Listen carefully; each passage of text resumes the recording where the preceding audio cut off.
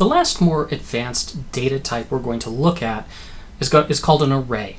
An array is actually a very specific type of object in JavaScript.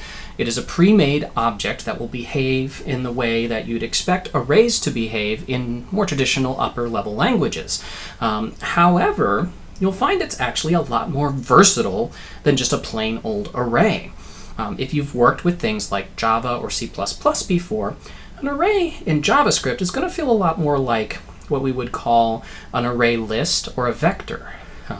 And in fact, it's even more sophisticated than that. The general underlying data structure for an array in JavaScript is something called an associative array, where we can actually associate any key with a value.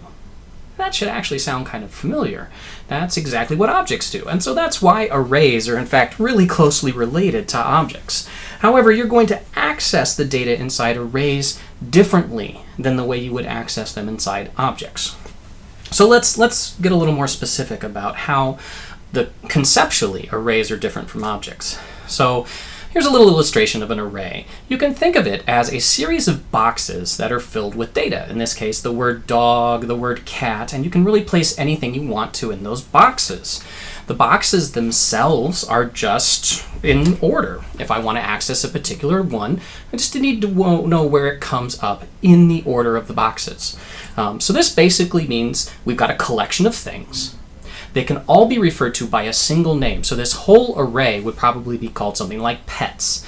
And in order to figure out what's in a particular box, I access it by its index value.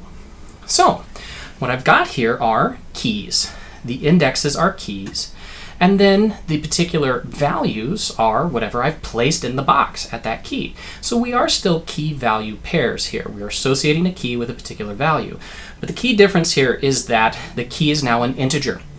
It is a number, and it should always be when you're dealing with an array. Now, it doesn't have to be in JavaScript, but really at that point, you should ask yourself, should I just be using a regular object? So really, if you're using an array, you probably want to be using integers. The other thing that's important about those integers is that they should go from 0 to the length of the array minus 1. Might feel a little bit odd, but notice here the first one's called 0. We have 1, 2, 3, 4 things, so the length is 4 because you just count them to get the length. But the last one is actually, the index of it is length minus 1. All arrays in modern languages work that way, so get used to that. They start counting at 0, and that means the last index is the number of things minus 1. The values? Well, the values work exactly like they do for objects. I can put anything in these boxes that I could put in a variable. A string, a boolean, an integer, another object, another array if I wanted to. Of course, things get really crazy, kind of Inception-like when you do that, but it's not unheard of. People do that. So, this is the concept of an array. Let's see how you work with it. So, I'm going to just jump right to some syntactic examples of how arrays work. So first of all, let's take this little example sitting over here and see how we might code that up. I'm going to go ahead and fill in values for every single box, even though we only have 2 here. So it would look like this. Declare a variable, then I say equal to, and now I use square braces instead of curly braces. Again, I mentioned that back when we were talking about data types. Arrays are declared with square braces. Objects are declared with curly braces. Then I list the items that I want in the boxes, separated by commas. There's no names here. This isn't like an object where I say key and then value. I just go right to the value and separate them by commas. I don't list the keys because the keys are already known. The key for this one will be 0, and this one will be 1, this one will be 2, and this one will be 3. Now I don't have to store strings. The example here is strings. I can store anything I want. So here's another one called data. And in this one we're storing numbers, integers specifically. And I have a few more of them. I have 1, 2, 3, 4, 5 things here. The other thing that's interesting about JavaScript as compared to arrays in other languages is that the things you store don't all have to be the same type. You'll find in things like Java and C++, you're required that every item in every box be of the same type. Not so in JavaScript. Here's an example. Here's another one. This time I'm storing a string, then an integer, then I'm storing a boolean. Here I'm storing the null value, that's a value, and then another string. It really doesn't matter. In JavaScript, you can mix these as liberally as you want. Now, that doesn't mean it's a good idea. I would encourage you to be consistent here. You can create a real headache for yourself if you start to mix these things without having a good reason. And people coming from other programming languages won't be used to being allowed to do that. Furthermore, if you get in the habit of it and then you have to go back to a language that doesn't allow it, it's hard to break a habit. So unless you have a really good reason to do it, don't mix your data types. Don't do this. Now, you might come across reasons to do it, but it shouldn't happen in this class. Let's go ahead and give this a try and work with these. So, as usual, I've started up another basic local server project here and named it with arrays throughout. And this time I'm linking in two files. First, I have something called petdata.js. I've already put this out there for you. You can go grab it. We're not going to be working with this right away, but make sure you grab it over in the lecture section so that you've got this data to work with. We'll need it in just a moment. Immediately after that, I'm loading in index.js. So here now, we're loading in multiple JavaScript files. Now, we were doing that before too. All you have to do is keep in mind that these are processed in order. So if I were to put index.js first before petdata, well, index.js would not be able to access anything in petdata. But as long as it comes after petdata, it will be aware of everything that's in there, and that's a good thing. So now let's come over into index.js here. Let's not worry about petdata yet, and let's just do some of those examples we were just looking at. So we'll say var pets equals, and then we'll do the square brace. And now we'll put in some pets. What did it have? It had dog first, yeah. So we'll do dog, bird, cat, and mouse. Oops. And now I've declared an array called pets right here. Let's get that out of the way. I can also do the data one, and I'm just going to throw in some numbers here. I'm not going to do the same ones. 5, 10, 15, 20, 25, 30, 35, 40, so on and so forth. Now, what can I do with these? Well, you can access the individual indexes. You've probably seen this before in another language, or you learned it when you learned JavaScript, but let's just review. Let's do a console.info, and I want to output, let's say, pets, and let's say I want to output dog. So I would do pets 0. So let's go ahead and do that. Pets 0. If I put it between the curly braces with the $sign, it actually evaluates it. And now let's bring up the console so we can see what we're working with here. And there it is. Pets 0 is dog. I could also access pets 3 and maybe even pets 4. Let's ask the question, what's that going to look like? What values do you think it will print out? Try to make sure you think that through and answer it before you save here so that you see, build some intuition and then test that theory. So pets 0 is dog. If we count over then, 0, 1, 2, 3 will be mouse.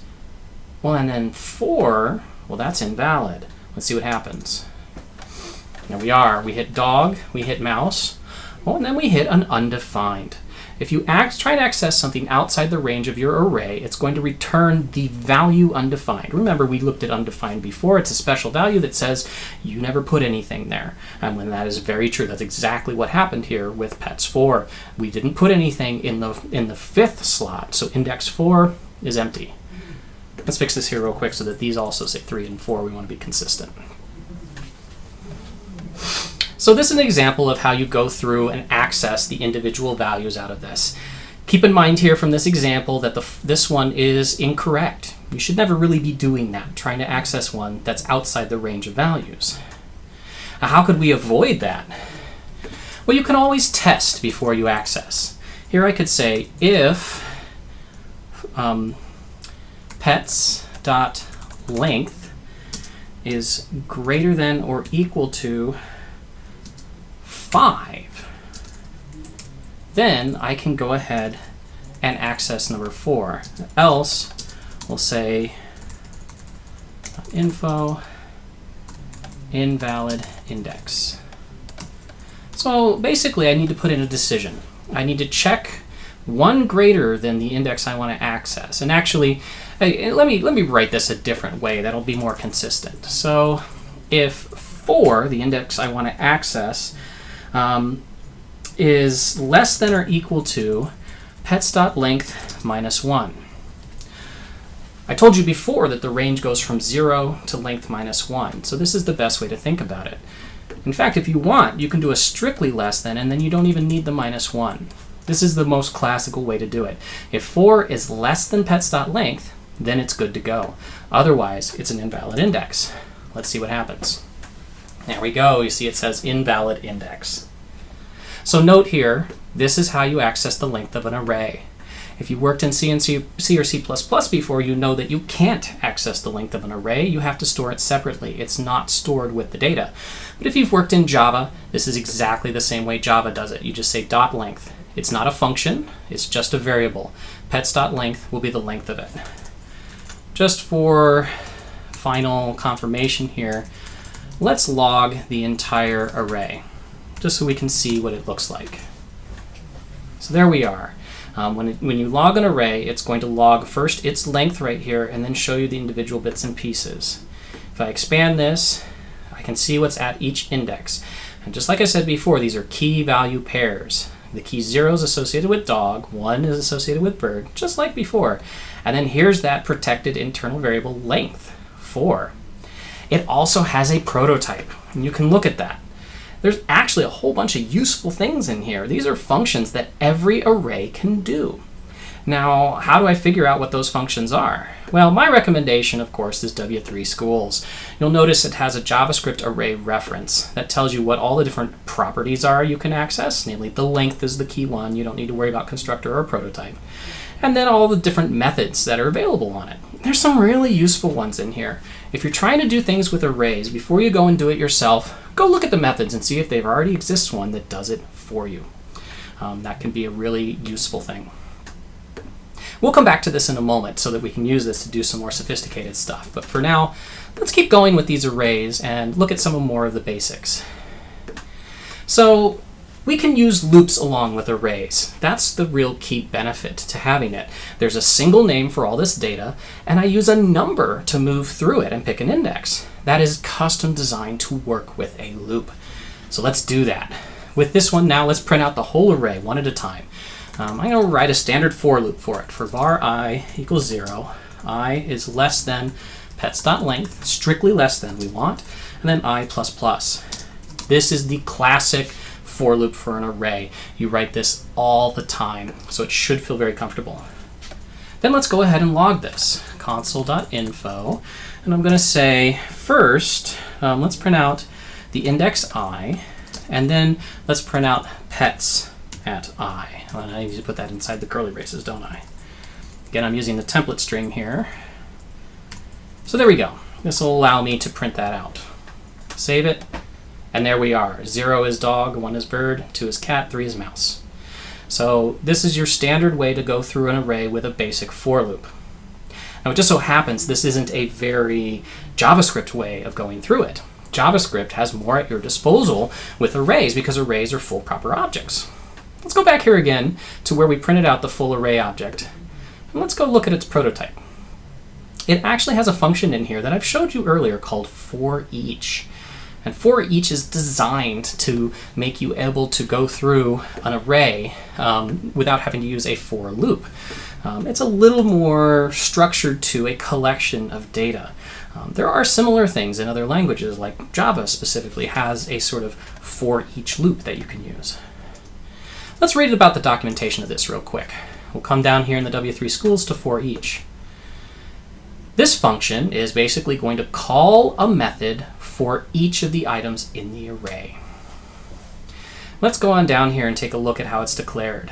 What you can do is you say array.forEach, and then you pass it a function. And that function receives the current value from the array, an index, and optionally the full array if you want it. This value is a value to be passed to the function to be used as the this. Now, we talked a little bit about this earlier.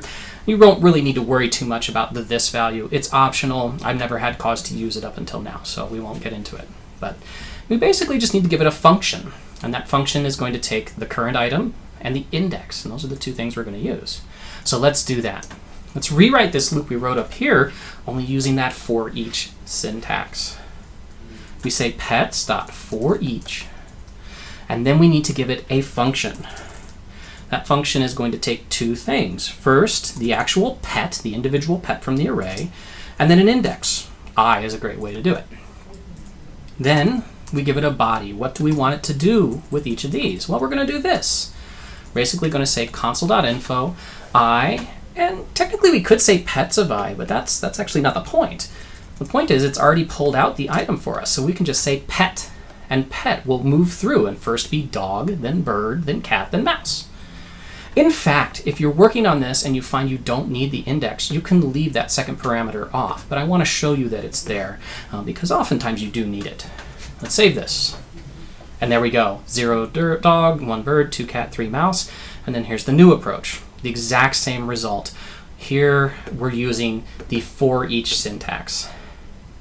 This is another case where we have an inline anonymous function, so I'd strongly encourage you to use that arrow syntax that I've been showing you because it's slightly more compact.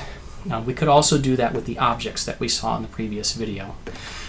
Whenever it's an anonymous object or anonymous function that has no name, you have really no need to use the full name function. Instead, it's best to just use the arrow syntax.